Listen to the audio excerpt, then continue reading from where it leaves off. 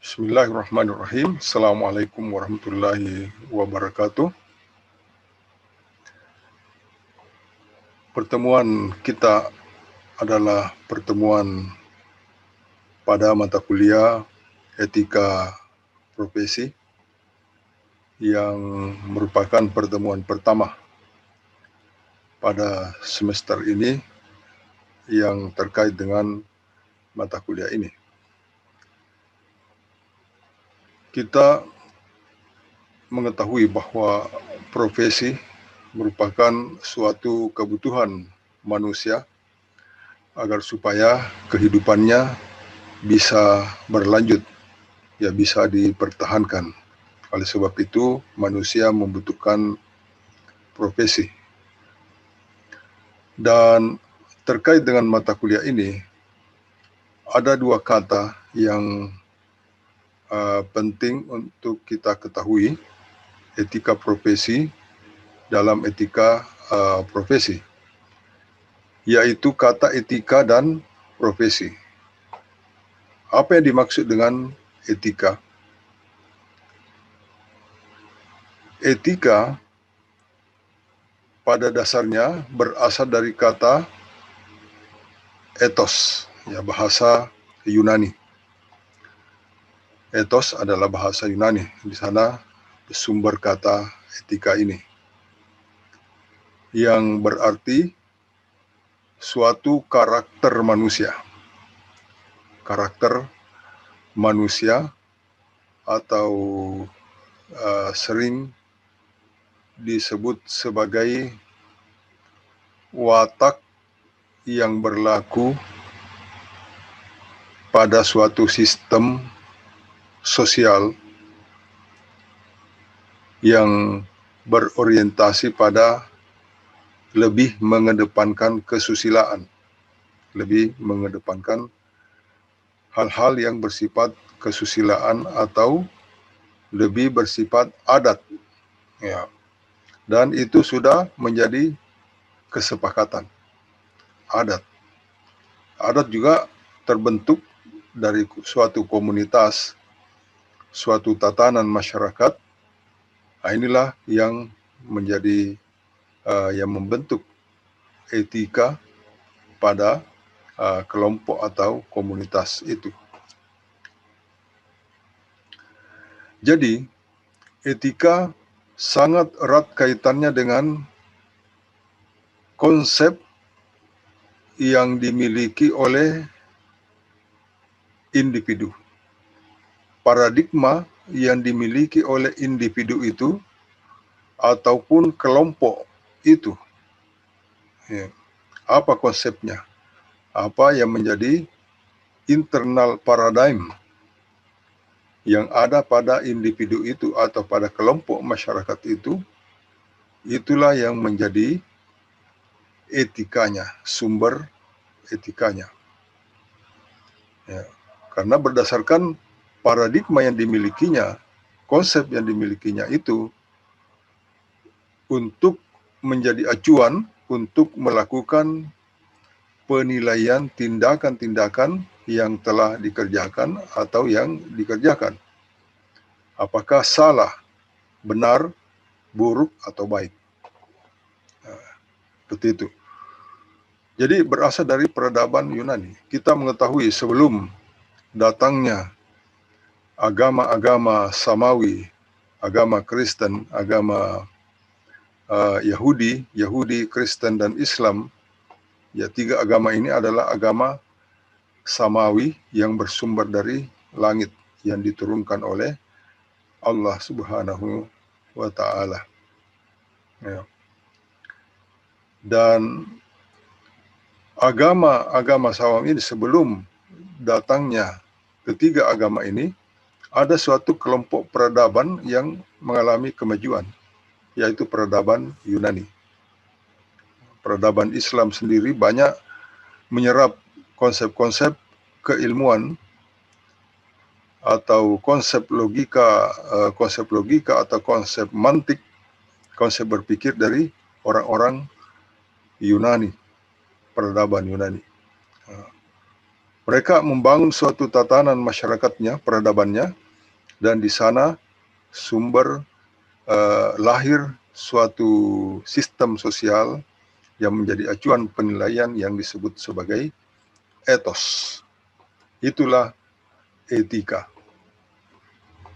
Ya. Kemudian, apa yang dikontribusikan oleh etika? Etika memberikan kontribusi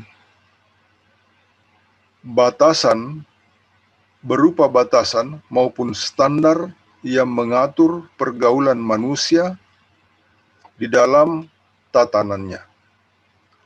Jadi itulah kontribusi daripada etika. Memberikan batasan-batasan, standar-standar untuk mengatur interaksi sesama manusia dalam tatanannya. Inilah yang bisa kita jadikan sebagai definisi dari etika. Jadi semacam kalau kita mengacu pada apa yang dikatakan oleh Martin 1993, mengatakan bahwa mendefinisikan etika bahwa disiplin which can act as the performance index or reference for our control system. Dia merupakan disiplin yang dapat memberikan aksi terhadap kinerja, penampilan yang atau menjadi acuan untuk mengontrol suatu sistem, dalam hal ini sistem sosial. Ya, itu definisi menurut Martin 1993.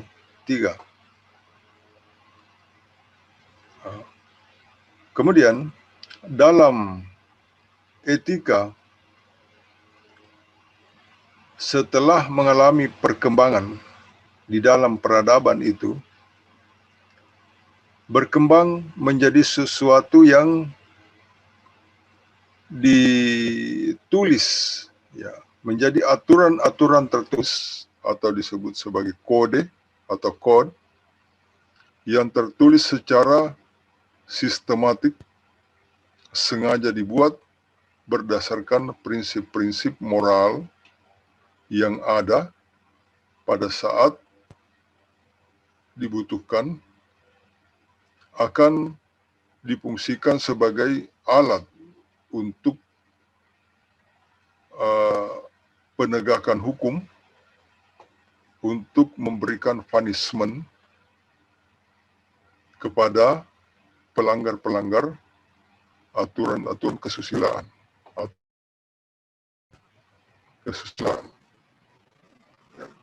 Merugikan sistem sosial, maka aturan-aturan itu dijadikan sebagai acuan. Dan tindakan-tindakan yang dihakimi oleh segala macam yang bertentangan dengan apa yang menjadi kode of conduct, menjadi etika di situ, juga secara logika sehat, logika rasional atau common sense, itu juga menyimpang, ya, dinilai menyimpang dari kode etik yang berlaku atau etika yang berlaku. Jadi etika merupakan suatu kontrol sosial untuk tatanan masyarakat yang ideal dalam perspektif apa yang menjadi kesepakatan. Demikian pula, suatu kelompok profesi profesi adalah suatu tatanan atau suatu kelompok, dan pada kelompok ini interaksi yang ada di dalam tatanan profesi itu tentu memerlukan kesepakatan yang menjadi acuan untuk menilai apakah suatu profesi itu baik atau buruk, salah atau benar. Dan berbagai sumber yang bisa dijadikan acuan untuk melahirkan suatu kode atau suatu kesepakatan di dalam penilaian baik dan benar itu bisa berdasarkan kontemplasi dari hasil pemikiran filsafat, bisa juga dari sumber-sumber yang berasal dari agama, dan bisa juga bersumber dari aturan-aturan yang telah ditetapkan oleh pemerintah atau adat istiadat yang berlaku di situ. Semua itu merupakan sumber-sumber etika. Nanti kita akan bahas lebih jauh sumber-sumber etika apa saja. Kemudian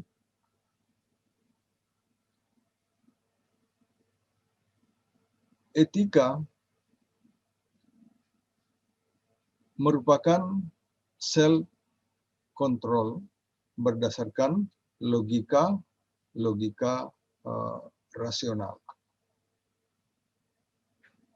Dan etika harus ada agar supaya tatanan itu memiliki suatu nilai, memiliki sesuatu kepercayaan dari tatanan lain. Ya, nilai tidak ada apabila tidak ada etika. Suatu bangsa, suatu umat, suatu komunitas yang mendapatkan kepercayaan dari suatu masyarakat kelompok lain itu karena adanya etika di situ. Kita mengetahui bagaimana masyarakat Jepang yang memiliki etika dan mendapatkan kepercayaan di tengah-tengah masyarakat global misalnya. Demikian pula suatu profesi mendapatkan kepercayaan dari pihak lain apabila ada etika di dalam. Nah, kalau satu profesi tidak ada etikanya tentu tidak dipercaya.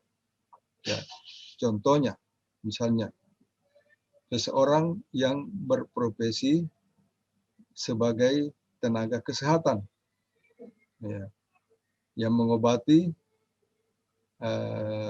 orang, dia bisa dipercaya.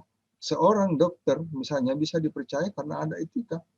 Kalau dia tidak ada etika, ya, tidak ada aturan-aturan yang ada pada dunia kedokteran, profesi kedokteran, tentu tidak mendapatkan kepercayaan. Demikian pula keteknikan pertanian. Suatu profesi keteknikan pertanian mendapatkan kepercayaan masyarakat apabila ada etika yang ditetapkan di situ. Apabila ada etika diterapkan di dalam masyarakat keteknikan pertanian. Ini harus dijunjung tinggi. Atau etika di dalam teknologi pertanian.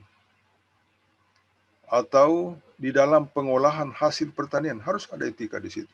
Supaya masyarakat percaya bahwa produk yang dihasilkan itu misalnya betul-betul memiliki standar cleaner production.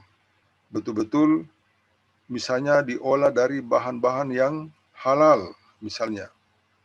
Harus ada kepercayaan. Seseorang profesional Dia dipercaya menjadi seorang manajer karena ada etika yang dia junjung tinggi. Dia memiliki misalnya kejujuran, dia memiliki akhlak yang baik, dia memiliki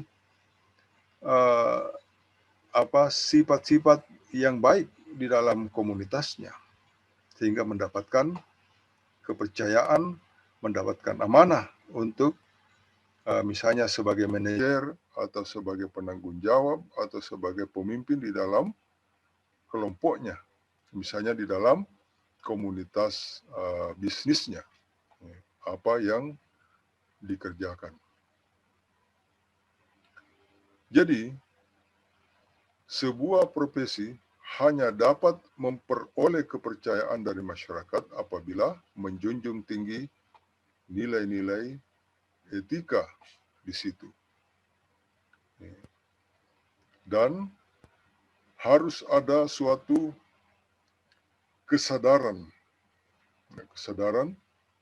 di dalamnya, dan kesadaran ini harus mengkristal di dalam dirinya agar supaya menjadi suatu elit yang profesional, yang memberikan suatu hiasan-hiasan di dalam profesinya.